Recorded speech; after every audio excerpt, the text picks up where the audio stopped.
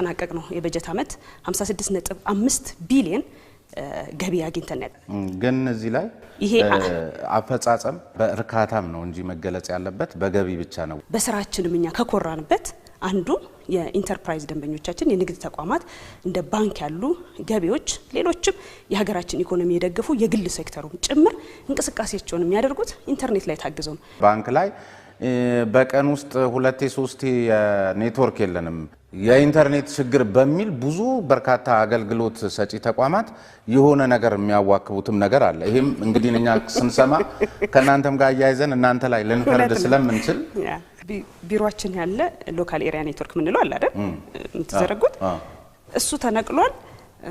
ከዛ ለደንበኞች አገልግሎት የለም ኢንተርኔት ተቋርጧል ይባላል። ብስጭት ያረጋናል። ቀን በቀን መቼም መንገድ አይሰራም፣ ቀን በቀን ፋይበር አይቆረጥም፣ ቀን በቀን አይሰረቅም። ባንኮች በቀን ከ6 ከ7 ጊዜ በላይ የኢንተርኔትን መጥፋትን በምክንያትነት ቢያነሱ የናንተ ነው ብሎ መውሰድ አይቻልም። 100% በቤተሰብ አስተዳዳሪነት ያልተፈተነ አቅም አሁን ይህን ሁሉ ህዝብ ማስተዳደርና የነሱን ደስታ በራሱ ለማጣጣም አንቺ ቤተሰብ ኖሮሽ ወልደሽ አግብተሽ ምናምን ሳይሆን ትልቁ ምንድነው ፍላጎትሽ ብትሆኚ ምናምን የሚልም አንድ ቦታ ላይ ለቀረበልሽ ጥያቄ ብዙ ከንግግሮችሽም ውስጥ በርካታ ቪዲዮዎችሽን ለመመልከት ስሞክር የዚህ ሰው ደስ ብሎት እንዲኖር ወይም የተሻለ ህይወት እንዲኖር ነው የምንንቀሳቀሰውና ደስተኛ ሆኖ እንዲኖር የመሻት ጉዳይ ነው ትልቁ ህልምሽና ግን ደግሞ በቤተሰብ አስተዳዳሪነት ያልተፈተነ አቅም አሁን ይህን ሁሉ ህዝብ ማስተዳደርና የነሱን ደስታ በራሱ ለማጣጣም አንቺ ቤተሰብ ኖሮሽ ወልደሽ አግብተሽ ምናምን ሳይሆን እንዴት ይሆናል የሚል ነገር ያነሳሉ። ሌሎች ደግሞ የስነ ልቦና ጥናት አቅራቢ ነን የሚሉ አካላት ደግሞ በዚህ እድሜ ላይ እንደዚህ ትዳር ሳይዙ ይሄን የሚያል መስሪያ ቤት እየመሩ ምንትን መኖር አንዳንድ ጊዜ የዚህ ግለኝነት ፍላጎት ወይም ራስ ወዳድነት ነው በሚልም የሚገልጹት አሉና ሰውን ለማወቅ መጀመሪያ እንደሱ ነገር አለና ይሄ እንዴት ነው ብዙ ሰውም ይጠይቅሻል ብዬ አስባለሁ። እንዴ እስኪ ይሄንን ሐሳብ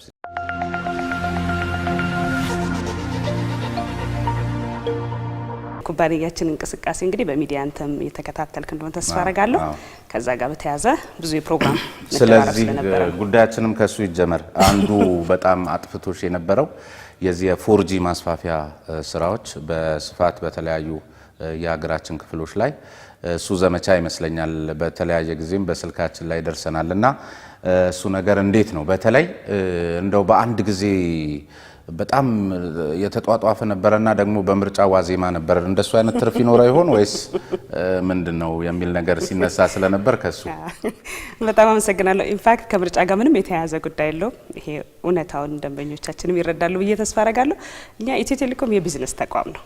ስለዚህ የ3 አመት ስትራቴጂ ቀርጸን ለዚህም ደግሞ በተለይም የኔትወርክ ሽፋናችን ለማስፋት ስራዎችን እየሰራን ነበር። በጣም ጥሩ ነገሩ ለህዝባችን ለደንበኞቻችን ሁሉ አስቀድመን ስትራቴጂያችን ምን እንደሆነ ብሪጅ የተሰኘ ድልድይ የተሰኘ የ3 አመት እቅድ ስንዘረጋ ለህዝብ ይፋ ስናደርግ አንደኛው የትኩረት አቅጣጫችን የኔትወርክ ሽፋናችን ማስፋት ነው። በዚህም ደግሞ የኔትወርክ በተለይም የኢንተርኔት ደንበኞቻችን ቁጥርና እንደዚሁም ተጠቃሚነታቸውን ለማስፋት የፎርጂን ኔትወርክን ማስፋፋት ከአመት በፊት አንዳንድ ቦታዎች ላይም ስንዘዋወር ሚዲያ አካላትም እንደዚህ ስትጠይቁኝ ከአዲስ አበባ ውጪ ፎርጂ ሊስፋፋ ነው ይባላል ሲባል አዎ እውነት ነው በቅዳችን በስትራቴጂያችን ውስጥ አለ ብዬ ነበርና ያንኑ ነው ተግባራዊ ስናረጋ ያያችሁን ከምርጫ ጋር ምንም የተያያዘ ጉዳይ የለው። ፎርጂን ማስፋፊያ በማድረግ ደግሞ የተፈጠሩ ክፍተቶችን ለማካካስም ጭምር እንዲረዳን ቼክ ያረጋግጥ ነው ጥራቱ ላይ ማለት አሁን አዲስ አበባ ከተማ ላይ በራሱ አንዳንድ ጊዜ የዚህ አሰራር ስርዓታችሁ አዲስ አበባ ላይ ኔትወርኩን ከሚያጨናንቁባችሁ ዋነኛ ምክንያቶች መካከል አንዱ የተተከለው ኔትወርክ ወደ ለ1.5 ሚሊዮን ምናምን እንደዚህ የሚሆን ነገር ግን የተጠቃሚው ብዛት ጫና እንደሚፈጥር አይነት ነገር ነውና መጀመሪያ እሱን ማስተካከል አይሻልም ነበር ወይ? አሁን በርግጥ ይሄ ሁሉ በተለይ በዚች 2 ወር ውስጥ ይመስለኛል በጣም በስፋት የኔትወርክ ማስፋፊያ ስራ እየተሰራ ነውና በተግባር እውነት ፎርጂን እየተጠቀሙበት ነው። የሄዳችሁ አካባቢዎችስ እንደዚህ ከስማርትፎን አጠቃቀም ጋር በተያያዘስ ግንዛቤው አለ? እንደዚህ አይነቶቹን ነገሮች በማሰብ ነው ምናልባት ለሌላ እይታ ለሌላ ገጽታ ነው በሚል ሰው የሚያነሳውና እስቲ እዚህ ላይስ ምንድነው? በጣም ጥሩ ጥያቄ ጠየቀኝ። በጣም አመሰግናለሁ። በዋናነት የኔትወርክን ማስፋፊያ የምናደርግበት በተለይም ኢንተርኔት ዘመኑ የዲጂታል ኢኮኖሚ ነው። ሀገራችንም የተያዘችው የቀረጽነው እንደ ሀገር የቀረጽነው ስትራቴጂ ዲጂታል ኢኮኖሚ ነው። ዲጂታል ኢኮኖሚን ከሚያሳድጉት በዋናነት የጀርባ አጥንቱ ኢንተርኔት ነው። ኢንተርኔት ባልተስፋፋበት ዲጂታል ኢኮኖሚ ብለን ማውራትም አንችልም።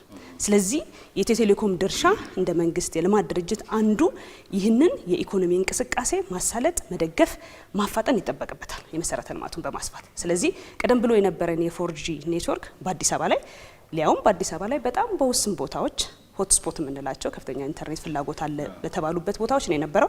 ይሄ በፈረንጆቹ አቆጣጠር በ2015 ተግባራዊ የተደረገ ነው የነበረው በጣም በውስን ቦታ። በባለፈው 3 ዓመት በሰራ ነው ስትራቴጂ ግን አሁን በማጠናቀቂያችን አዲስ አበባ ሙሉ ለሙሉ 100% ማለት ነው 4G ከቨሬጅ ኖሮናል። ከ4G ከቨሬጅ ባሻገር አድቫንስድ 4G የምንለው የ3G 14 እጥፍ ፍጥነት ያለው ማለት ነው በአዲስ አበባ ላይ ተግባራዊ ያደርገናል። ይሄን ያደረግነው በ2020 ነው። በባለፈው አመት ተግባራዊ ያደርገናል።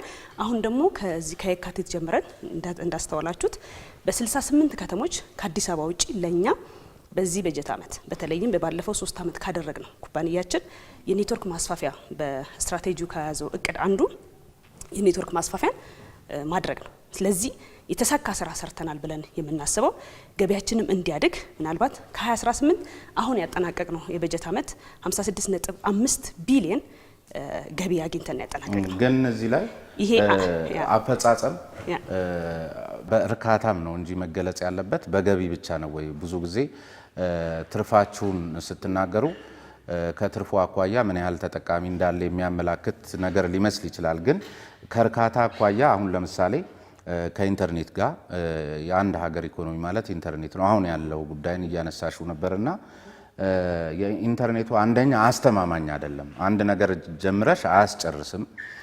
ከዚያ ባሻገር ደግሞ ከሱ ጋር የተያዙ ችግሮችን ለመፍታት ወደ እናንተ አገልግሎት መስጫ ማዕከላት የሚመጡ አካላት በጣም ሰፊ ውጣ ውረድ ውስጥ ነው የሚገቡት። አንዳንዶቹ ህንፃዎች ራሱ አከራይን ታሳቢ አድርገው አከራይን ነው ተከራይን ሳይሆን አከራይን የተከራይን ደንበኞች ነበር ታሳቢ ማድረግ ሲገባቸው በዚያ መልክ ያሉ አሉና በተለይ የውጭ ኢንቨስተሮች ሲኖሩ የመሰላቸት ከዚያም ደግሞ ገጽታን የማጥፋትና ወደ ሀገራቸው ሲመለሱ እንደዚሁ ለሌሎች ለቱሪዝሙም እንደዚህ ወደ ቤተሰባቸው እንኳን ሲመላለሱ እንደሱ አይነት ነገር ስለሚገጥማቸው በጣም አስቸጋሪና በጣም መሰረታዊ የሆኑ ግን ያላያችኋቸው ቦታዎች ሰፊ ናቸውና እሱን እያጠሩ መሄድ አይሻልም ወይ? በብሩ ብቻ የሆነ ነገር አትራፊነታችሁንና አፈጻጸማችሁ ውጤታማ መሆኑን ለመግለጽ ለምንድን ነው የሚሞክረው?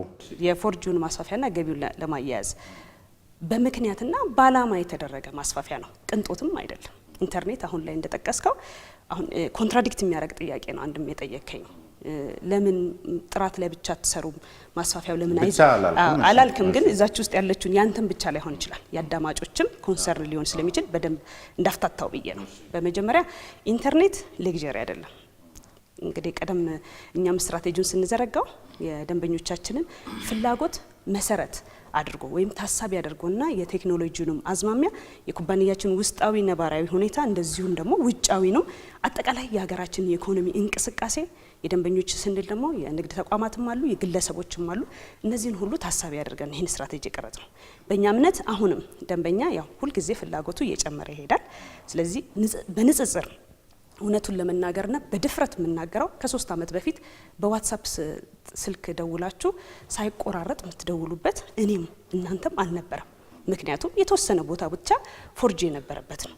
አሁን ላይ እኮ አይደለም አዲስ አበባ ከአዲስ አበባ ውጭም 68 ከተሞች የ4G ማስፋፊያ የተደረገባቸው በርካታ ስራዎች በተለይ ለዚህ ምስክር የሚሆኑና በስራችንም እኛ ከኮራንበት አንዱ የኢንተርፕራይዝ ደንበኞቻችን የንግድ ተቋማት እንደ ባንክ ያሉ ገቢዎች፣ ሌሎችም የሀገራችን ኢኮኖሚ የደገፉ የግል ሴክተሩም ጭምር እንቅስቃሴያቸውን የሚያደርጉት ኢንተርኔት ላይ ታግዘው ነው። ምናልባት አሁንም ወደ ሌሎቹ ጥያቄ እመጣለሁ። ኮቪድ የዛሬ ዓመት ሲከሰት ይህን የኢንተርኔት ማስፋፊያ አድርገን ባይሆን ኖሮ በርቀት ላይ ሆነን እንቅስቃሴያችን ተወስኖ ስራዎች እንድናደርግ ብዙ ሀገሮች ኮቪድን የተቋቋሙበት አንድም ኢንተርኔት የተሻለ ፔኔትሬሽን ያላቸው ወይም ተደራሽነት የሆኑና ማህበረሰባቸው ተጠቃሚ የሆነ ነው።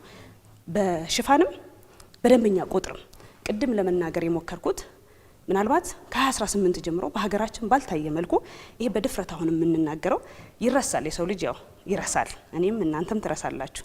ከ40 እስከ 80% ቅናሽ አድርገን ደንበኞች እርካታ ላልከው አንዱ መለኪያው አገልግሎት ደንበኞች ማግኘት የሚችሉበት ማቅረብ፣ አገልግሎቱ እንዲጠቀሙ የሚያስችል ደግሞ ተመጣጣኝ የህብረተሰቡን አቅም ታሳቢ ያደረገ የአገልግሎት ታሪፍ ማውጣት የቻለ እንደሆነ ነው። ስለዚህ የደንበኞች ፍላጎት እያደገ ነው። አዎ ክፍተቶች አሉ። አዎ ይህን ለማሻሻል ግን በርካታ ስራዎች እየሰራ ነው ለማለት ነው። የአገልግሎት ጥራትም ቢሆን አሁንም በንጽጽር ነው ማየት የሚገባል። የደንበኞች ፍላጎትን ለኤክሲድ ለማድረግ ስራዎች እየሰራ ነው።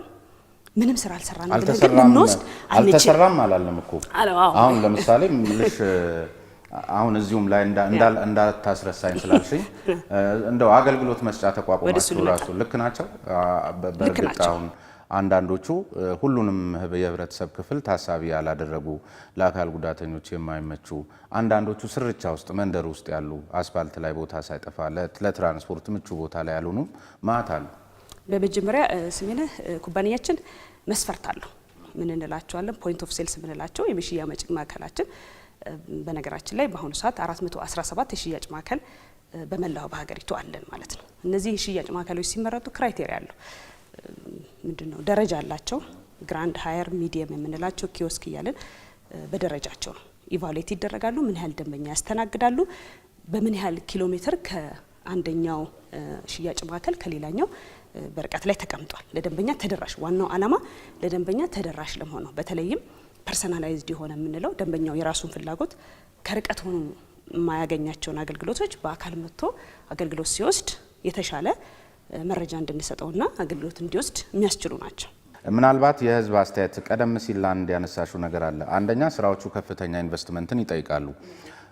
እንደገና የቢዝነስ ተቋም ነን የሚልም ነገር ታነሻለሽ። በዚህ በኩል ስለ ቅናሽ የምትናገሪው ነገር አለ እና ይቻላል ወይ? እየቀነሱ ነው ወይ?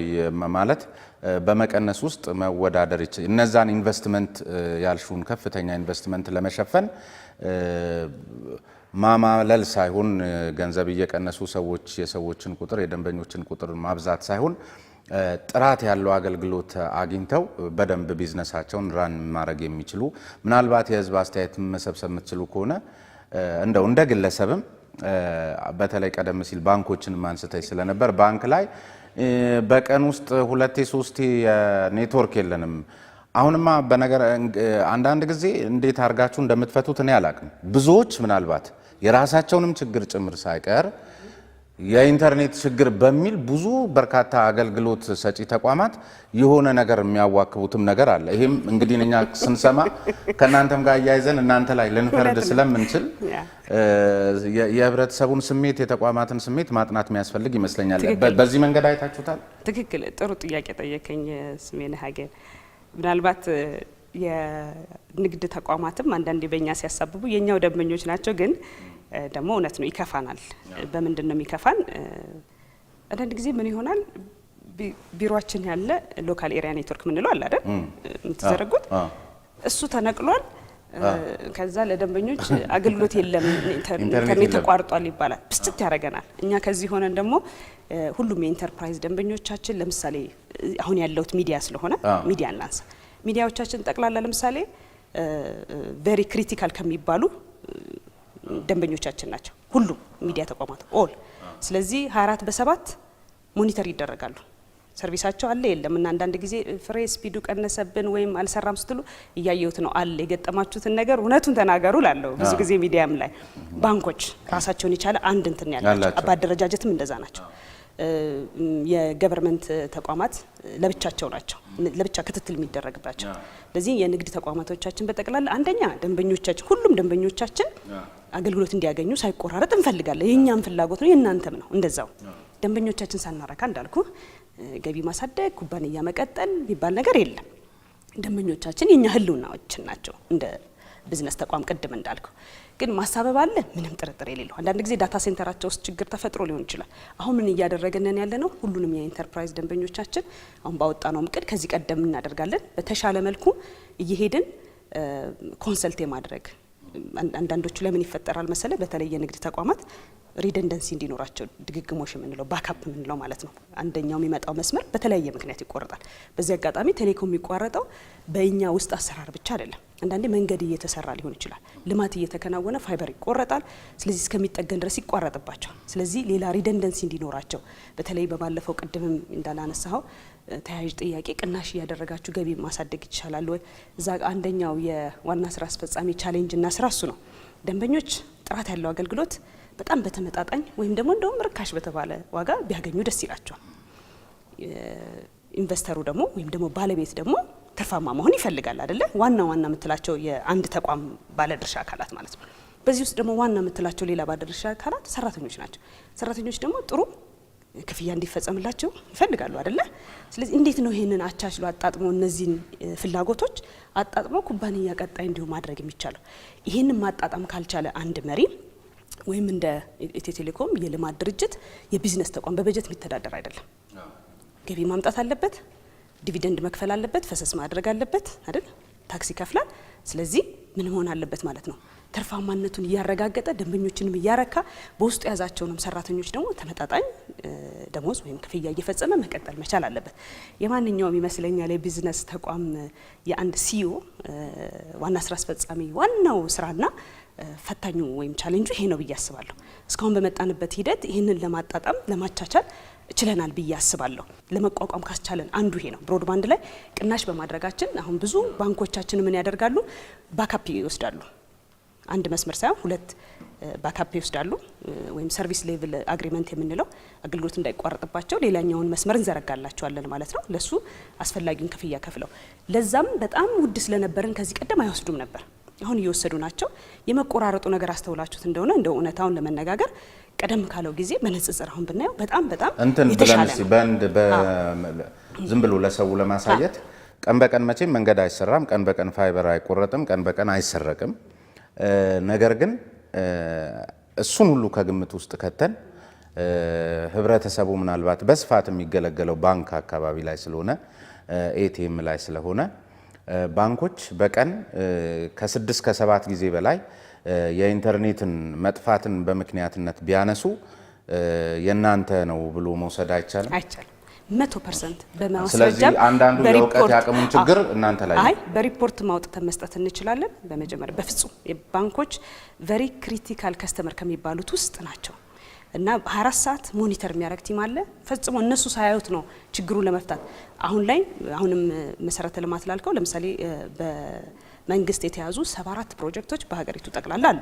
በመንገድ ልማት እየተደረገ ያለ እነሱ ምንድነው የምናደርገው? ግን ይሄ በቃ የዕለት ተዕለት ምክንያት አይሆንም። ምክንያቱም ብዙ ጊዜ የሚማረረው ሰው እዚህ አካባቢ ላይ ስለሆነ አብዛኛው ማህበረሰብ ግልጋሎት የሚፈልግበት ቦታ ላይ ሽማግሌዎቹም ለምደውታል። በቃ በኢንተርኔት የለም አሉ ሰደዱን የሚል ነገር አለና አይ በዚህ አጋጣሚ እንደውም የኢንተርፕራይዝ ደንበኞች እንደባካችሁ በእኛ ባታሳብቡ ደስ ይለናል።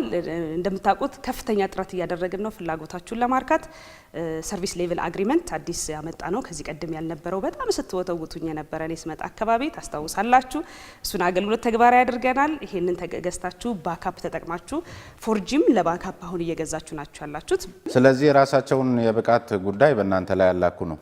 ያው እሱ ለማለት በነገራችን ላይ ሳትከፊ ማስታወቂያም ሰርተሻል። የራስሽን ካሜራ ያያየሽ ምን ማረ እንደ በጣም አስፈላጊ ነው ብዬ ሜሴጅ ይሄ ቴክስት ሜሴጅ በጣም ህብረተሰቡን ያማራልና እንደውም አንድ ጥናት ሳይ በወር እስከ 109 ጊዜ አላስፈላጊ ወይም ደንበኛው ከፍላጎቱ ውጪ ቴክስት ሜሴጅ ወይም የጽሁፍ መልእክት የሚገባባትና ደንበኞች ላይ በሜሴጅ የሚፈነጭባት ሀገር ብትሆን ኢትዮጵያ የመጀመሪያዋ ነች የሚል የዚህ ትሩ ኮለር ኩባንያ ያወጣው ጥናት ነው እኔ አይደለሁም ያልኩትና ምን አገባን ቴሌኮም ጋር አልተዋልንም። እኔ ይህን ስልክ ሳወጣ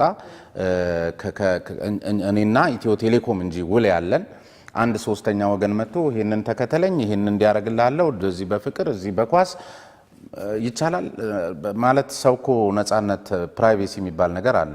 ሌሊትም ቀንም ለምን ተብሎ ነው። ምክንያቱም አንድ ሰው በጣም ኮንሰንትሬት አድርጎ ስራ እየሰራ እዚህ ጋር የስራ እየመሰለው ሲያይ ከሀሳቡ ይዛነፋልና ልክ ነው። ይሄ ምንድን ነው ምክንያቱ?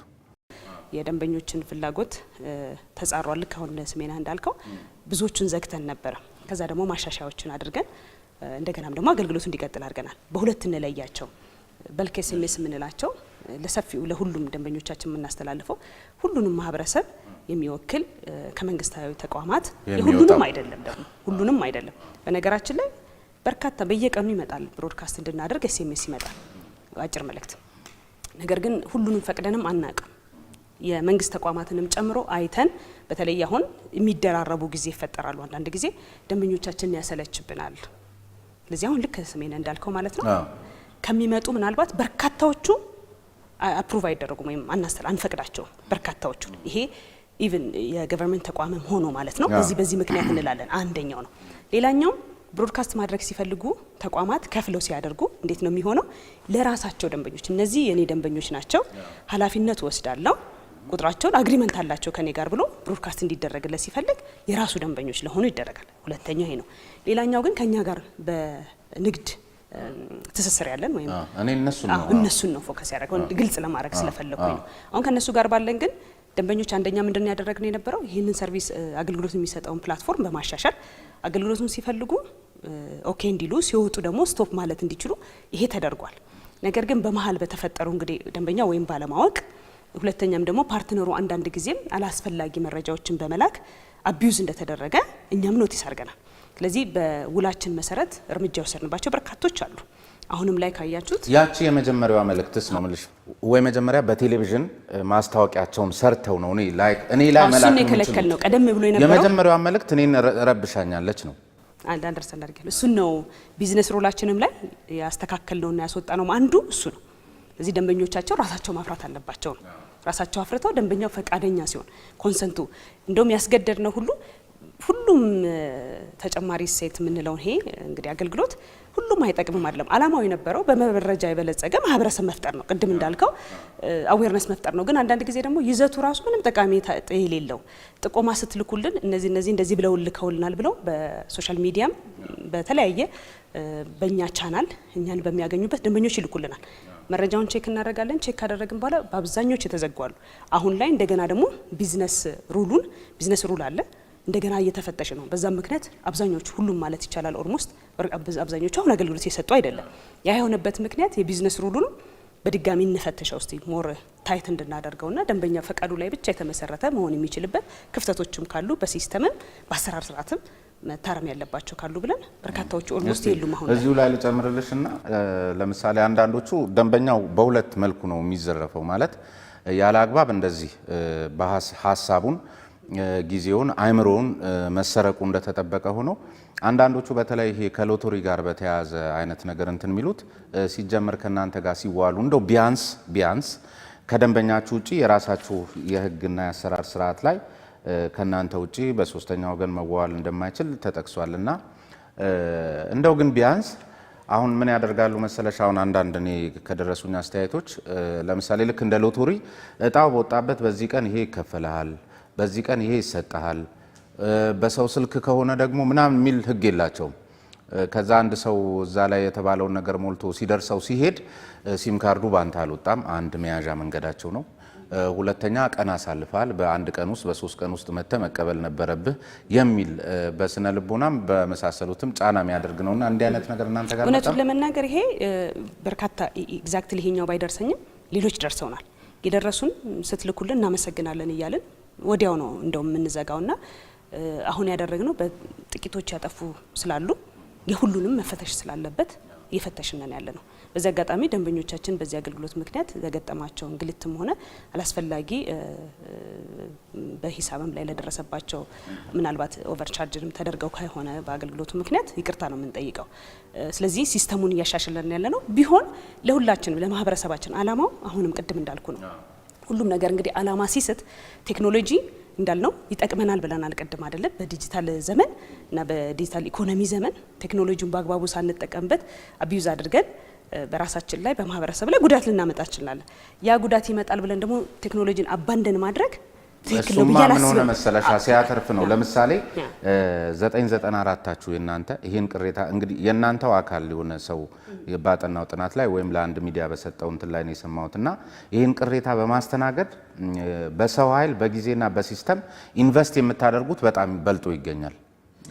ስለዚህ ይሄ ከሆነ እንዴት ህብረተሰብም እየተበሳጨ እየተሰቃየ ኢትዮ ቴሌኮምም በሰው ሀብቱ በጊዜው በመናምኑ እየከሰረ ይሄ ከሆነ እናንተ ውስጥ በራሱ በኮሚሽን ከነዚህ አካላት ጋር የሚሰሩ ኃይሎች ሊኖሩ እንደሚችሉ ይገመታል የሚል መደምደሚያ ላይ የደረሱ አካላት አሉና እንዲህ አይነት ነገሮችን እያየሽ ነው ምልሽ ትልቅ መስሪያ ቤት ነው እንግዲህ ገና በመሻሻል እያየሹ ያለ ነው እንዲህ ሲወጣ ሲወርድ ለአንድ ቡድን አካላት ሲሰራ የነበረ በጣም ሲቦጦቦጥ የነበረ እንትን ስለሆነ እሱን ከማስተካከልም ጋር ያኛው የቀደመው ኔትወርክ በዚህ መስመር አለው የሚባል ነገር ይነሳል ይስ በመሰለኝ ምንም ነገር መናገር አልፈልግም ያው ሴክተሩም ምንድነው ዳታ ኢንፎርምድ በመረጃ ላይ ተመሰረተ ነው አሁን ለሰራተኞቻችንም ነገሩኝ ወይም ለሰንበዲ የነገረም ውስጥ የነገረም ቶፕ ኮል ሪዝን ይባላል ሁሉ ጊዜ 994 በዚህ አጋጣሚ ምናልባት እንግዲህ 994 ላይ በቀን 2 ሚሊዮን ጥሪ እናስተናግዳለን በቀን 2 ሚሊዮን ስለዚህ ከዚህ ከሚቀርቡልን ከ2 ሚሊዮን ጥሪዎች ከፍተኛውን ይዘው 10 ደግሞ ቶፕ ኮል ሪዝን ተብሎ ይወጣሉ እነዚህ የሚወጡት ቅድም እንዳልኩ አንደኛው ያስቀመጥ ነው በተለይ ባለፈው 3 አመት ኮንቲኒየስ ኢንክሪመንታል ኢምፕሩቭመንት ቀጣይነት ያለው ማሻሻያ ማለት ነው እያደረግነን ያለ ነው ይሄን ስናደርግ አንደኛ ከናንተ ከደንበኞቻችን ግብአት እንወስዳለን ሌላኛው ግብአት ከምንወስድባቸው የሶሻል ሚዲያዎቻችን አሉ እንደምታውቀው ትዊተር ፌስቡክ አለ ከ994 ባሻገር የ994 የሚስተናገደው ጥሪ ምንድነው ተብሎ ይወጣል በምን ጉዳይ ላይ ነው ደንበኞች በተደጋጋሚ ጥያቄ ማብራሪያ እያቀረቡ ያሉት ተብሎ ይወጣል አንደኛው የነበረው በዚህ በቀደም የጠቀስከው ስሜነ በሾርት ነበር እውነት ነው አሁን ሰሞኑን ብናየው ለምሳሌ ደግሞ የለም ኦልሞስት ለምን በቅርቡ ማለት ነው ለምን የቢዝነስ ሩሉ ላይ ማሻሻያ እያደረግን ነው ያው ፓርትነሮቻችን ያስቀይማል አዎ ነገር ግን ደግሞ እንዳልከው ደግሞ አገልግሎቱ የተዘረጋው ለሁሉም ማህበረሰብ ጠቀሜታ እንጂ ወይም እንዳልኩ በኢንፎርሜሽን የበለጸገ ማህበረሰብ እንገነባለን እያለን እያማረረን በተለይ በዚህ ጉዳይ ላይ ለሚፈጠር ችግር የመጀመሪያ ተጎጂ የሚሆነው ኢትዮ ቴሌኮም ነው ለምን ደንበኞች ይማረሩበታል በአንድ በኩል ደንበኞቹን ለማርካት ብሎ ማስፋፊያ እየሰራ ቅናሽ እያደረገ ሌሎች ስራዎችን ሲሰራ በዚህ በኩል የሚያፈርስ ነገር ካለ አደገኛ ነው ስለዚህ ይሄ እንዴት ሊከሰት ቻለ ሲስተም ነው ወይ ክፍተቱን የፈጠረው ሁሉም አንድን ችግር በቼም አንድ ቡሌት ፕሩፍ የሆነ አንድ ብቻ መፍትሄ አይኖረውም አይደል ስለዚህ የአሰራር ክፍተት ከሆነ የአሰራር ክፍተቱን ማሻሻል የኮንትራክት ችግር ከሆነ ሲስተም ላይ ከሆነ ደግሞ በሲስተም እንዴት አድርገን ደግሞ የመቆጣጠር እንችላለን የሚለው 360 ነው ምንለው አይደለ ሁሉንም ያማከለ ሶሉሽን ለመስጠት ለጊዜው እዛ ላይ እየሰራን ያለ ነው ማለት ነው ቅሬታው ግን ትክክል ነው ተገቢ ነው ምንም ይካዳ አይደለም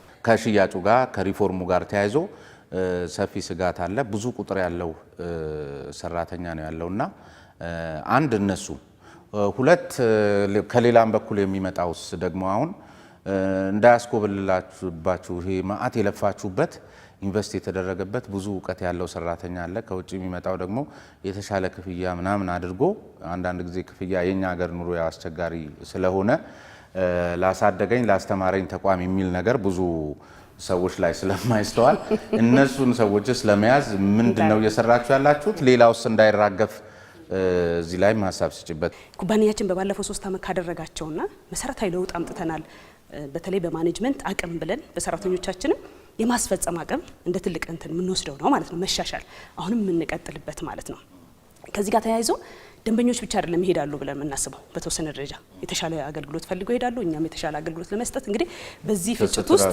እንዳልከው አንደኛው የሚሆነው የፕራይስ ዋር ምንለው ይመጣል ከዛ ቀጥሎ ደግሞ ምን ይመጣል ደንበኛ መውሰድ ብቻ አይደለም ሰራተኛ ሲመጣ ደግሞ እንደምታውቀው ሀገር ውስጥ በቴሌኮም ዘርፍ ያለው ባለሙያ ኢትዮ ቴሌኮም ውስጥ ነው ምክንያቱም አንድ ተቋም ያለው ኢትዮ ቴሌኮም ነው ስለዚህ ከኢትዮ ቴሌኮም ቢወስዱ የሚደንቅ ነገር አይደለም እኛ ምንድነው ከኛ የሚጠበቀው ኤምፕሎይ ሪቴንሽን ስትራቴጂ ቀርጸን እሱን ተግባራዊ ማድረግ ሁሉንም ሪቴን ለማድረግ እንሰራለን ወይ ማንን ሪቴን እናደርጋለን እንዴትስ ሪቴን እናድርገው በምን ሪቴን እናድርገው የሚለው ወሳኝ ነው በዛ ላይ እየሰራ ነው ምናልባት በዚህ አጋጣሚ ካደረግናቸው ለውጦች ሰሞኑን ከዚህ ከሐምሌ ጀምሮ ተግባራዊ ያደረገ የደሞዝ ስኬላችንን አሻሽለናል ተግባራዊ ተደርጓል በዚህ ወር ጀምሮ ክፍያ መፈጸም ጀምሯል ማለት ነው በተሻሻለው ደሞዝና ጥቅማ ጥቅም መሰረት ግን ይሄ ብቻ በቂ አይደለም ራሱን የቻለ ደግሞ ሌላም ተጓዳኝ የኢምፕሎይ ሪቴንሽን የሰራተኛን ማቆያ ስትራቴጂያችንን መተግበር ይኖርብናል ይሄ ሌላኛው ፈተና ነው የሚሆነው ማለት ነው በዚህ ሁሉ ሂደት ውስጥ ግን እኔ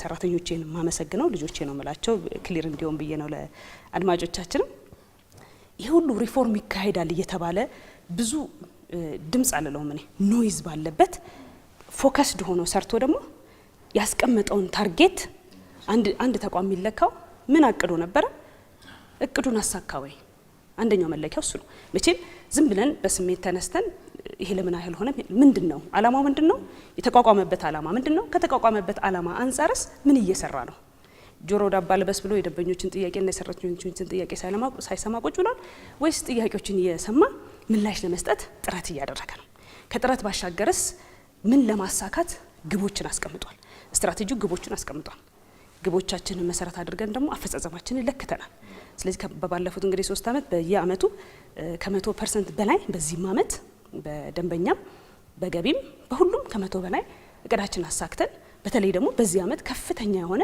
ክራይሲስ የገጠመበት እንደ ተቋም ብቻ ሳይሆን እንደ ሀገርም ኢትዮ ቴሌኮም በነገራችን ላይ 100% እቅዱን ባያሳካ 1 ሚሊዮን ሪዝን አለው ኤክስኪዩዝ የሚያቀርበው ከሱ አቅም በላይ ሆነ የጸጥታ ችግር በየቦታው ያሉ ብዙ ክራይሲሶች አሉ ግን የጸጥታም ችግር ቢሆን እኮ የኛ የራሳችን የሀገራችን ችግር ግን ስለዚህ የችግሩ ከፍተኛ ፈተና አለበት አይደል የፋይበር ኦፕቲክሱ ምናምኑ እንደዚህ አይነት ነገሮች አሉት እና ኢትዮ ቴሌኮም ደግሞ ወደ 18000 19000 የሚገመቱ የጊዜያዊ ጥበቃ ሰራተኞች አሉት እነዚህ ሰራተኞች ስለ እውነት ለመናገር እዚህ ድረስ መተው እኛ ጋር ቅሬታ ሲያቀርቡ የነበሩ አካላት አሉ በጣም የተማረሩ በተለይ አሽከርካሪዎችና ጥበቃ ሰራተኞችን በተመለከተ ከዚህ ከኤጀንሲ ጋር በተያያዘ አሁን አንድ ሚዲያ ላይ ስመለከት አንቺ እነዚህን አካላት ልክ እንደራስሽ ሰራተኞች ወይም እንደ ኢትዮ ቴሌኮም ባልደረባ ነው የምትቆጥሪያቸው ግን ደሞዝ የሚከፍላቸው አካል ያ ኤጀንሲ ነው ልክ ከናንተ ጥበቃ ሰራተኞች እኩል ደሞዝ አይከፈላቸውም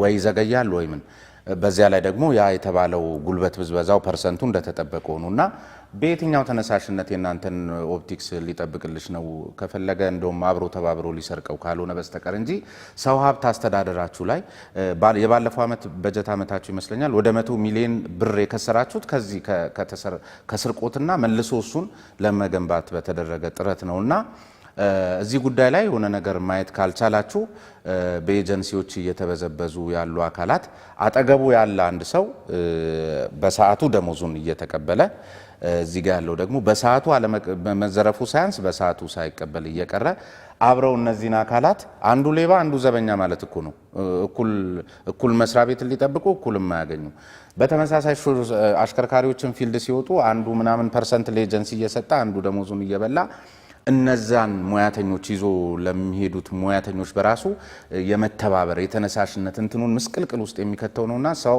ሀብት አስተዳደሩ ላይ በተለይ ከስትራቴጂክ እቅዱ ጋር ምንድነው ያሰባችሁት ከኤጀንሲ ሰራተኞች ጋር በተያያዘ ለተነሳው ጥያቄ እንደዚሁም ከጥበቃ ሰራተኞች ጋር እንዳልከው ነው በጣም በርካታ ሰራተኞች አላችሁ እንግዲህ በድምሩ ወደ 34000 ገደማ ደርሰናል ኮንትራክትና ቋሚ ተደምሮ ማለት ነው እንዴት ነው ከሪፎርሙ ጋር የምትቀጥሉት የሚለው ቅድም የተነሳው ጥያቄ ይሄ ተጨምሮ ደግሞ የኤጀንሲ ሰራተኞቻችን በኤጀንሲ በኩል ደግሞ ሰርቭ የሚያደርጉንም መሰረታዊ ጥያቄያቸው ኢትዮ ቴሌኮም በቀጥታ ኢትዮ ቴሌኮም ጋር እንሆን ኤጀንሲው ጋር እንሆን ነው ለተቋሙ ፈታኝ የሆነበት አሁንም ያለው ሰራተኛ በርካታ ነው እንደገና ተጨማሪ ሪፎርም እየመጣ ተጨማሪ ሰራተኛ ማስተናገድ ከባለፈው አመት ጀምሮ በርካታ የሥራ ክፍሎች ተጨማሪ የሰው ኃይል ቅጥር ጠይቀው ራሱ አልተፈቀደም የከለከልንበት ምክንያት ውስጥ ያለውን ሰራተኛ ውጤታማ ለማድረግ ፕሮዳክቲቪቲ ምንለው አንደኛው የሴክተራችን የቴሌኮም ሴክተር መለኪያችን ነው ሁሉም የሚለኩበት ኢምፕሎይ ፕሮዳክቲቪቲ ፐር ከስተመር ወይም ደግሞ ፐር ላይን ይታያል ማለት ነው አንድ ደንበኛ ለማገልገል ምን ያህል ሰራተኛ ነው ያለው የሚለው ይሄ በጣም ወሳኝ ነው ስለዚህ ተጨማሪ ለመሸከም አሁን እንደገና እነሱንም ራሱ ችግር ውስጥ ነው ምንጥላቸው ሪፎርም እየመጣ በቋሚነት ምልህ ይሄ ሰፖርት ስራ ላይ ብቻ አይደለም ክሪቲካል ስራዎቻችን ላይ ጭምር ቅጥር እንዲቆም ነው ያደረግንበት ምክንያት ግን ውስጥ ያሉትንም ሰራተኞቻችንን ለመያዝና እነሱን ውጤታማ አድርገን ማቆየት የምንችልበት ሪፎርም እየመጣ መቼም እውነቱን ግልጹን መናገር አስፈላጊ ስለሆነ ነው አይደለም ስለዚህ ኤጀንሲዎች ጥያቄ ተገቢ ነው ከዚህ በፊት አይቻለሁ እኔም የሰው ሀብት የሚያስተዳድረው አካል ማለት ነው አንድ ያደረግነው ነገር ምንድነው እኛ እንከፍላለን እውነቱን ለመናገር ሪዝነብል ክፍያ እንከፍላለን ማሻሻያም አድርገናል ነገር ግን ኤጀንሲው ደግሞ አንደኛ በጊዜ አይከፍለንም ነው ጥያቄው ስለዚህ እነሱ ዲሳቲስፋይድ መሆናቸው ወይም አለመርካታቸው ሹፌሮቹ አለመርካታቸው የኛን ልጆችም ማለት ስራ ውስጥ የሚሰሩትንም ልጆች ምን ያደርጋል ማለት ነው ሲሰሩ ደስተኛ ስለማይሆኑ በሚገባ ላያገለግሏቸው ይችላሉ ሲቀጥል ደግሞ ላገለግሉበት ማግኘት አለባቸው። እኛ እየከፈልን ስማችን መጥፋቱም እንደ ኩባንያ ተገቢ አይደለም። እንዳልኩ ስትራቴጂያችን ላይ ካስቀመጥነው አንዱ ብራንድ ሬፑቴሽን ነው። ኩባንያችንን ገጽታ መጠበቅ መገንባት ነው አንደኛው እኛም እየሰራን ያለ ነው። ስለዚህ በዚህ በኩል አጥፍተን እንኳን ስማችን ቢጠፋ አንድ ነገር እኮ ነው። ከፍለን ሳለ አንድ ነገር እዚሁ ላይ ጨምረን የዚህ ክሪቲካል አይደለም ወይ ማለት ካላስፈለጉ በቃ ወይም ማስወጣት ማለት ወይም መቀነስ ነው። ቆይ አሁን ለምሳሌ ንብረት ሀብት ክሪቲካል ጉዳይ አይደለም ወይ? በቃ ያ ንብረት የግድ መጠበቅ አለበት።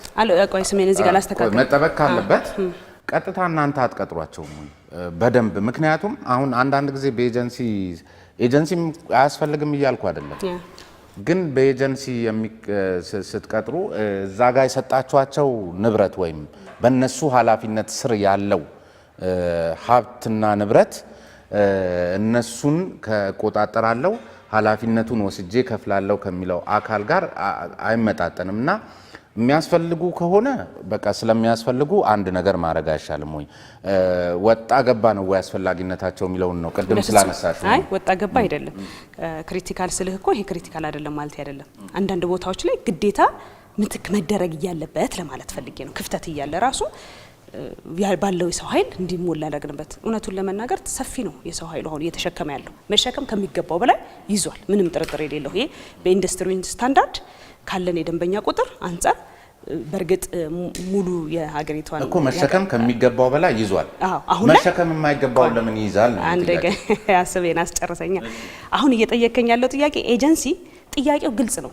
ቀጥታ የኢትዮ ቴሌኮም ቋሚ ሰራተኛ እንሁን ነው፣ ሌላ አይደለም ጥያቄያቸው። አሁን ባለው ሁኔታ ደግሞ አሁን ቋሚ ሰራተኛ አሁን እኛም እየቀጠርን አይደለም። በመጀመሪያ ደረጃ ይሄ የተከናወነው ኢትዮጵያን ቴሌኮሙኒኬሽን ቀድሞ የነበረው ወደ ኢትዮ ቴሌኮም አሁን ወዳለንበት ሪፎርም ሲደረግ ታስታውሱ እንደሆነ በርካታ ሰራተኞች ተቀንሰው ነበረ። ስለዚህ የተወሰኑ ስራዎች ደግሞ በአውትሶርስ ይሰራ የሚል ስትራቴጂ ነው ተግባራዊ ተደርጎ ሹፌሮች በአውትሶርሲንግ ሲሰራ የቆየው ማለት ነው። አሁን ድጋሚ ጥያቄው የተነሳሉ እነሱ እኮ ደስተኛ ለመሆናቸው አለመርካታቸው ብቻ ሳይሆን በእኛም ስራ ላይ ተጽዕኖ ፈጥሯል፣ ምንም ጥርጥር የሌለው ነገር። ግን ተቋሙ አሁን ካለበት ሪፎርም ውስጥ እየገባ ተጨማሪ እነሱንም ደግሞ ጨምረን ቋሚ እናደርጋቸው የሚለው የሚያስኬድና ብዙ ርቀት የሚያራምደን አይደለም። ስለዚህ መፍትሄ የሚፈልገው አንደኛ ኤጀንሲው በአግባቡ እንዲያስተዳድራቸው ማድረግ፣ ከተገቢው ክፍያ እኛ እየከፈልን ያለ ነው መክፈል ይጠበቅበታል። ይሄ መሆን አለበት። ምናልባት በዚህ አጋጣሚ መናገር የምፈልገው የአመታዊ ቦነስ ለቋሚ ሰራተኞቻችን እንከፍላለን። ለመጀመሪያ ጊዜ በታሪክ ሆኖ አያውቅም። አብረውን በባለፈው አመት በተለይ በርካታ ስራዎችን ሰርተናል፣ ለፍተናል። ሁላችንም እነሱም ጨምሮ በህግ ለኮንትራት ሰራተኞች ቦነስ ለመክፈል የሚያስችል አሰራር ስርዓት የለም። ነገር ግን ደግሞ በተጨባጭ ማኔጅመንቱ ሪስክ መውሰድ አለብን ስንል ምክክር አድርገን ቦነስም ተከፍሏቸዋል። እነዚህ ኤጀንሲ ሰራተኞች ማለት ነው። ምን ያህል አስፈላጊነታቸውና ልፋታቸውንም እውቅና የሰጠንበትም ነው። ለመጀመሪያ ጊዜ ነው፣ ተደርጎም አያውቅም። የ3 አመት ያሜን ይቅርታ የ3 ወር ቦነስ ከፍለናል እኩል ከቋሚ ሰራተኛ። ነገር ግን አሁን ቋሚ ይደረጉ የሚለው ጥያቄ አይሎ ይመጣል። ብዙ ጊዜ እናያለን። እንደውም በዚህ አጋጣሚ በጣም የሚከፋን ምናዝነው የሶሻል ሚዲያ ተደራሽነታችን ላይ ኩባንያው አተረፈ ወይም እንደዚህ ያደረገ አዳዲስ አገልግሎት አወጣ ሲባል የመጀመሪያው እንትን ይደርሰናል ከኤጀንሲዎቻችን በኩል ጥሩ ያልሆነ ስድብ ማለት እችላለሁ። በጣም ከአንድ ዜጋም የማይጠበቅ አብረን እየሰራን ያለን የማይመስል በጣም ደስ የማይል ነገርም ይጻፋል። ከፍርድ ቤቶች ትዕዛዝ ጋር በተያያዘ የሚመጡ እንትኖችን እንዴት ነው የምታስተናግዱት? ለምሳሌ የዚህ የኤምባሲ ማስረጃ ተጠይቆ አንድ ግለሰብ የ2 አመት የድምጽ ሪከርድ አቅርብ ይባላል አሜሪካ ከምትገኝ ባለቤቱ ጋርና ለኢትዮ ቴሌኮም ይሄ ማዘዣ ከፍርድ ቤት ሲመጣ የ4 ወር ብቻ ነው የሰጡት። የ4 ወር የድምጽ ምልልስና ምን ይጠፋል ወይስ ላለመስጠት ፍላጎቱ ከየት መጣ? በመጀመሪያ የድምጽ ምልልስ አንይዝም። ኮል ዲቴል እሱን ነገር ተጠይቋ አይ እንጂ ሱማ ያን ሁሉ ሪከርድ አያዘም። ኮል ምናምን የሚባለው ነገር አምጣ ሲባል የ4 ወር ያለፉትን 2 አመት ተብሎ እንደሱ ማለት ምክንያቱም ፐርጅ ነው የምናደርገው። ይሄ ማለት እንግዲህ አሁን 56.5 ሚሊዮን ደርሰናል የደንበኛ ቁጥር። ስለዚህ ታዲያ እንደዚህ አይነት ትዕዛዝ ሲመጣ ለፍርድ ቤቱም ወይም ለሚመለከተው አካል የመያዝ አቅማችን እስከዚህ ድረስ ነው ተብሎ አይ ህግም አለ እኮ ህግም አለና ኦንላይን ለ6 ወር እናስቀምጣለን፣ ኦፍላይን ለ1 አመት እናስቀምጣለን። ህግ አለ፣ በዛ ህግ ነው የምናስተናግደው ማለት ነው። ስለዚህ ስለሌለ እንጂ የፍላጎት ማጣት ኦር የሌላ እንትን አይደለም። በተለይ ብዙ ኢኮኖሚስቶች የሚባሉ አካላት በጣም ይህን ጉዳይ ቻሌንጅ የሚያደርገው ከውጭ ምንዛሬ ክምችትና ከግል ሴክተሩ መበረታታት ጋር ተያይዞ ነው። አሁን የሚደረገው የዚህ የኢትዮ ቴሌኮም ሽያጭ በችኮላ አቅማችን ሳይበረታ የውጭ ገንዘብ ክምችት የሚባለው ነገር በተለይ ኢምፖርታችን ሲያድግ ችግር ውስጥ እንዳይጥለን፣ ምክንያቱም የሚመጡት አካላት ሸጠው በውጭ ምንዛሬ ስለሚወስዱ የሚለው አንዱ ነው። ሁለተኛው በመርጅ አድርገው የግል ሴክተሩ ይህን ጉዳይ ላይ ቢገባበት አይሻልም ነበር ወይ? ምክንያቱም የሚያገኘውን ትርፍ እዚሁ ለተለያዩ ፕሮጀክቶች ማስፋፊያ ስለሚያውለው በሚል ነው። ጤናማ የሆኑት ተከራካሪዎች ሌላው ቀደም ሲል ያነሳነውን የፖለቲካውን ምናምን እና ዝም ብሎ ለማጠልሸት የሚደረገውን ትተን ጤናማ የሚባሉ አካላት የተወሰኑ ፕሮፌሰሮች ሳይ ይችን እንደ መከራከሪያ ያነሷታልና አንቺ እንደ አንድ ዋና ስራ አስፈጻሚ በዚህ ላይ ያለሽ ግንዛቤ መረዳት ምንድን ነው? ብዙ መረዳት ቢኖረኝም በሴክተሩ ይሄኛው ሮል ኃላፊነት የሚኒስትር ኦፍ ፋይናንስ ስለሆነ በጥልቀት ባልሄደበት፣ ነገር ግን ኮንሰርናቸው ትክክለኛ ኮንሰርን ነው። ቅድም እንዳልከው የሚያጠለሹ አካላት እንዳልከው ይኖራሉ። ደግሞ ፖዚቲቭሊ ኮንሰርን ማንሳት ስጋት አለን፣ እንዴት ነው ይህንን ወደፊት ማኔጅ የምናደርገው የሚለውን ስጋት ማንሳታቸው ተገቢ ነው ብዬ ነው የማስበው። እና ምናልባት ይህንን ከውጭ የሚገቡ ስልኮችን የመመዝገብ የመክፈት የመሳሰሉት ስራዎች ተጀምረው ነበር አንድ ጊዜ። አሁን ቀረ መሰለኝ።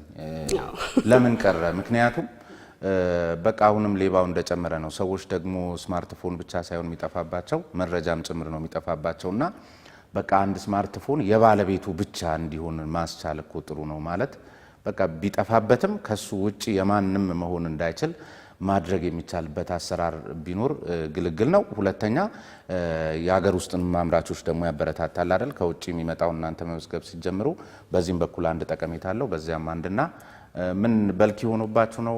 ለምን ተዋችሁት? ጥሩ አይደለም። እውነቱን ለመናገር አንድም የኢንተርኔት አጠቃቀሙን በጣም ገድሎት ከነበረው አንዱ እሱ ነው ራሱ። አንደኛ ቅድም ጥሩ ጥያቄ አንስተልን ነበረ። ከውጭ የሚመጡ አካላትም የሀገርንም ገጽታ ብለህ ነበርና መጀመሪያ ትልቁ ችግር የነበረው እኔ እንደመጣው የኢትዮ ቴሌኮም ስራ ቴሌኮም ሲም ካርድ መሸጥ ሳይሆን ቀፎ መመዝገብ በትክክል አይደል። በጣም ብዙ ዜጎች ደንበኞቻችን ቴሌኮም አገልግሎት ማግኘት ሳይችሉ እኛ ቁጭ ብለን እየመዘገብን እየሰራን ያለ ነው ቀፎ መመዝገብ ነው። ሌላ መንገድ እያለ ይሄንን እንዳልከው ምናልባት አውትሶርስ በማድረግ ወይ ሌላ ዘዴ የለውም።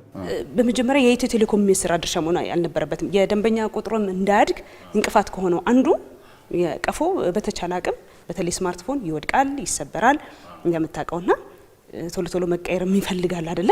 ስለዚህ ለዛ እንደውም አስቻይ ሁኔታ ነው በደንብ ብዙ አቅርቦት ነው መፍጠር ያለብን እንጂ ሂንድራንሶች እነዚህ እንዳያገኘው የሚያደርግ ነገር መፍጠር የለብንም። እሱንም በጣም ብዙ ከውጭ የሚመጡ ሰዎች እኮ አንድ ሲም ካርድ ለማግኘት ፓስፖርት ኢንትሪ ባሪየር የምንለው አንዱ እሱ ነው። ትክክል አይደለም። ሲም ካርድ በቀላሉ ማግኘት አለባቸው። አሁን ያለው ሁኔታ እሱ ነው። ነገር ግን ደግሞ አሁን እነዚህን ያልካቸው እነዚህ በግሬ ማርኬት የሚገቡ ፎርጂድ እንትኖችን ለመቆጣጠር የሚያስችል የተለያዩ ሜካኒዝሞች ስላሉ በነዛ መስራት በሲስተም መታገዝ ነው የሚያስፈልገውና ደንበኛ ማጓላት በተለይ ገጽታውን ራሱ አበላሽተ ነው ነበር በይ ነው። ሌላ አንድ ሁለት ነገር ወደ ግልሽ ጉዳይ ልግባና ኢትዮ ቴሌኮም በዋና ስራ አስፈጻሚነት ከመምጣትሽ በፊት በበርካታ ዓመታት እዛም ሰርተሻል። መረጃዎችን ስመለከት በኃላፊነትም ደረጃ ጭምርና ከዚያ ደግሞ ወደ 7 ዓመት የሚቆይ ደግሞ የራስሽ ኩባንያ አቋቁመሽ እንደነበር ሰምቻለሁ። አሁን ያ ኩባንያ የተደረሰ ምን አይነት ስራ ነው የሚሰራው? ማን ነው የሚመራው? ምናልባት የጥቅም ግጭት ሊፈጥር የሚችል ተመሳሳይ አይነት ኩባንያ ይሆን ወይ? እሱን ተመልካቾቼ ቢያውቁ ደስ ይለኛል። በጣም በሚያሳዝን ሁኔታ በጣም የምወደው ተቋም ራሴ ራዩን የቀረጽኩት ስያሜውንም ብራንዱንም የሰራሁት ተቋም ቢሆንም ለኢትዮ ቴሌኮም ሲባል ግን ሳክሪፋይ ያደረኩት ወይም እንግዲህ የተኩት ተቋም ነው ማለት ነውና ምናልባት በውስጡ የነበሩ ሌሎች ሰራተኞችም ቴክኦቨር አድርጎ እንዲጠቀሙበት እንዲሰሩበት ፈልግም ያው እንግዲህ ባለራዩ በሌለበት እንግዲህ አንዳንዴ አስቸጋሪ ይሆናል። መቀጠል አልቻለም ማለት ነው።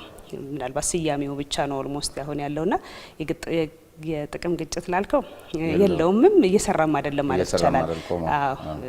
እሺ ሌላው ትልቁ ምንድነው ፍላጎትሽ ብትሆኚ ምናምን የሚልም አንድ ቦታ ላይ ለቀረበልሽ ጥያቄ ብዙ ከንግግሮችሽም ውስጥ በርካታ ቪዲዮዎችሽን ለመመልከት ስሞክር የዚህ ሰው ደስ ብሎት እንዲኖር ወይም የተሻለ ህይወት እንዲኖር ነው የምንንቀሳቀሰውና ደስተኛ ሆኖ እንዲኖር የመሻት ጉዳይ ነው ትልቁ ህልምሽና ግን ደግሞ በቤተሰብ አስተዳዳሪነት ያልተፈተነ አቅም አሁን ይህን ሁሉ ህዝብ ማስተዳደርና የነሱን ደስታ በራሱ ለማጣጣም አንቺ ቤተሰብ ኖሮሽ ወልደሽ አግብተሽ ምናምን ሳይሆን እንዴት ይሆናል የሚል ነገር ያነሳሉ። ሌሎች ደግሞ የስነ ልቦና ጥናት አቅራቢ ነን የሚሉ አካላት ደግሞ በዚህ እድሜ ላይ እንደዚህ ትዳር ሳይዙ ይህን የሚያህል መስሪያ ቤት እየመሩ ምንትን መኖር አንዳንድ ጊዜ የግለኝነት ፍላጎት ወይም ራስ ወዳድነት ነው በሚልም የሚገልጹት አሉና ሰውን ለማወቅ መጀመሪያ እንደሱ ነገር አለና ይሄ እንዴት ነው ብዙ ሰውም ይጠይቅሻል ብዬ አስባለሁ። እንዴ እስኪ ይህንን ሀሳብ ስጪበት። አሁን እንዴት እንደመመለስ እንደምችል ማለት ነው። ራሱን የሚወድ ሰው ምን ሊያረግ እንደሚችል እንግዲህ ለራሱ ብዙ ጊዜ ይሰጣል። ሜቢ አላቅም መስፈርቱ ምን እንደሆነ ግን የሚመስለኝ ማለት ነው ብዙ ዋጋ ለሌላ ለምን ይከፍላል? በተለይ አቅም ካለው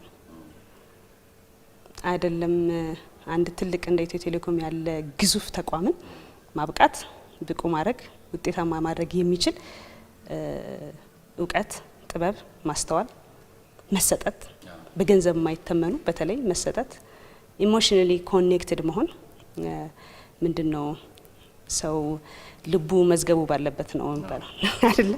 ስለዚህ እንግዲህ ራስ ወዳድነት ነው ላሉት ማለት ነው። ራስ ወዳድነት በምን እንደሚለካ በእነሱ እሱን ጥያቄ ለጠየቁ ሰዎች አላውቅም። ራሳቸውን የሚወዱ ሰዎች ግን አንደኛው መገለጫቸው አብዝተው ለራሳቸው ጊዜ መስጠት ከማረፍ ጀምሮ ሊሆን ይችላል አይደል? ሌሎችን ማገልገል ግን ስለ ሌሎች ብዙ ዋጋ መክፈል ከእንቅልፋቸውም ሆነ ከእድሜያቸው ከዘመናቸው ራስ ወዳድነት ነው ብሎ ለመውሰድ ያስቸግረኛል።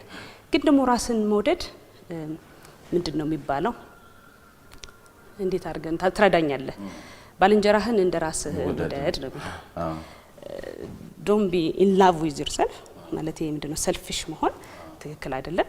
ግን ራስን መውደድ፣ ራስህን ማክበር፣ ራስህን መቀበል ካላወቅኩኝ እኔ ስሜነህን ማከብረውም ላቀር ራስን ካላንቆለጳጰስኩ ማን ያንቆለጳጰሰኛል? እንደሱስ ማለት ፈልጌ አይደለም። ግን ምንድነው ፍቅርን ማክሰብ ሌሎችን እኮ የምትንከባከበው ለራሱ ማይሆን ሰው ለማንም አይሆንም። ለሌሎች እኮ በመጀመሪያ የኔ እንትኑ መሰረታዊ መርሄ የሰው ልጅ በእግዚአብሔር አምሳል ተፈጥሯል። ስለዚህ እግዚአብሔርን በጣም እወዳለሁ። ላመልከው እና ልኖርለት የምፈልገው ለፈጠረኝ አምላክ በሰማይ ላለው ነው። ስለዚህ ደግሞ እሱ ለፈጠራቸው በአምሳሉ ለፈጠራቸው ማገልገል እሱን እንደ ወርሺፕ እንደማድረግ እንደ ማምለክ ነው የምቆጥረው እኔ። እነሱም በአግባቡ የተሰጡኝን ግዴታ ሚሊየን እና ሺህ መሆን አይጠበቅባቸውም በእኔ አካባቢ ወይም ደግሞ እኔ ግዴታ እኔ ልወልዳቸውም አይገባም። እነዚህን ሰዎች ወይም ደግሞ በዙሪያ ያሉ ማስተዳደራቸውን ወዳጆችንም ጓደኞችንም አብረውኝ የሚሰሩ የስራ አጋሮችንና የንግድ የቢዝነስ አጋሮችንም ጭምር በአክብሮትና በፍቅር በጤነኛ አመለካከት ለጋራ ጥቅም እና ደግሞ አላማ መስራት እኔ አንድ ሰው እንግዲህ ማድረግ አለበት። እኔ ከምኮራበት ወይም ከምረካበት ነገር አንዱ እሱ ነው እና ለምን ሆነ አንዳንድ ጊዜ ሰዎች ሲሳካላቸው እንግዲህ ለምን ተሳካላቸው የሚለው ጥያቄ ይመስለኛል ይሄ እንደዚህ የሚያደርገው ማለት ነው። ስለዚህ ለኔ እንደውም የምደመመው እና የምደነቀው ይህንን ተቋም በጣም ውስብስብ ብዙ ችግር ባለበት ብዙ ኢንተረስት ባለበት ብዙ ሀብትና የሰው ሀብትም እንደዚሁም ሰውን መምራት ቀላል አይደለም። ሰዎች እንደሚያስቡት አንዳንድ ሰዎች ማለት ነው ሁሉም ላይሆኑ ይችላሉ። ቀላል አይደለም።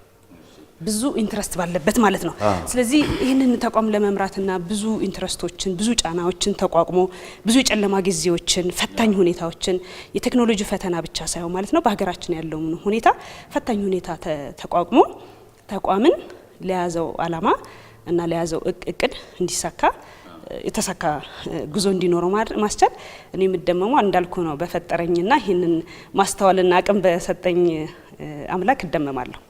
በተለይ ሀገራችን ላይ አሁን ያለ ፈተና ወቅት ላይ ነንና የሀገሪቱ ደህንነት፣ ህልውና፣ ትምህርቱ፣ ጤናው፣ ገንዘቡ ሁሉም ነገር የሚንቀሳቀስበትን መስመር ወይም ኔትወርክ ይዞ መቆየት ምን ያህል በራሱ ዝም ብሎ አየር ላይ ቢሮም ሳይገባ ምን ያህል ጫና ሊፈጥር እንደሚችል እና ነገር ግን ይህን እየተወጣች የምትገኝ ወጣትና እንግዲህ ትልቅ አሪያ ልትሆን የምትገባ ዋና ስራ አስፈጻሚ ነች። ስለዚህ ይህንን ከሷ ብዙ ትምህርት መውሰድ የሚቻል በተለይ ለሴቶችም ለወንዶችም ባሉባልታውን በምኑም ለተጠመዱት ጥሩ እንትን ይመስለኛልና ውጤቱ ስለሚታይ ነው። ያለ ችግር የሚኖር ተቋም የለም።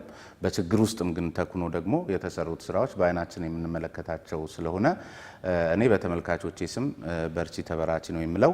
እዚህ ድረስ ተገኝተሽ ደግሞ ለሰጠሽን ማብራሪያ ሀሳብ ምናልባትም ደግሞ ይኸው ሲነሳብሽ የነበረውንም ጉዳይ ስላጠራሽልን እጅግ በጣም አመሰግናለሁ። ስሜ ነባይ ፈርስ ነኝ። ሳምንት እንገናኛለን። ሳምንት ስንገናኝ በሌላ ርዕሰ ጉዳይ ከሌላ እንግዳ ጋር ይሆናል።